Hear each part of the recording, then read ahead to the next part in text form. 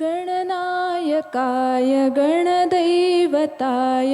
गणाध्यक्षाय धीमहि गुणशरीराय गुणमण्डिताय गुणेशानाय धीमहि गुणातीताय गुणाधीशाय गुणप्रविष्टाय धीमहि एकदन्ताय वक्रतुण्डाय गौरीतनयाय धीमहि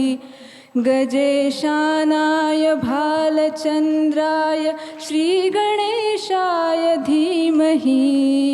एकदन्ताय वक्रतुण्डाय गौरीतनयाय धीमहि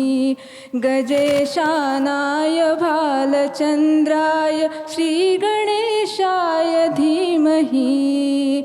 गानचतुराय गानप्राणाय गानान्तरात्मने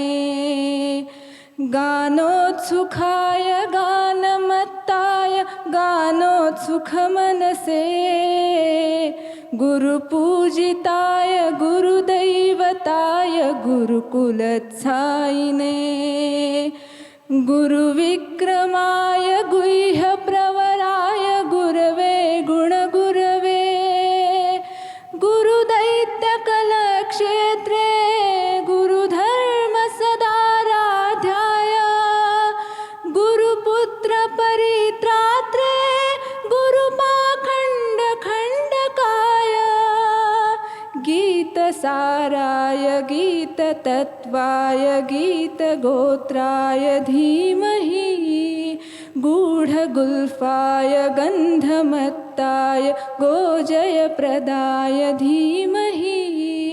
गुणातीताय गुणाधीशाय गुणप्रविष्टाय धीमहि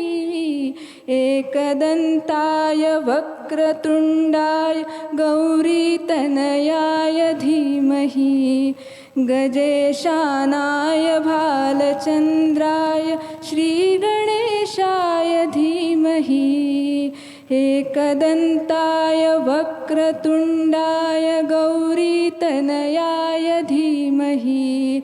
गजेशानाय भालचन्द्राय श्रीगणेशाय धीमहि।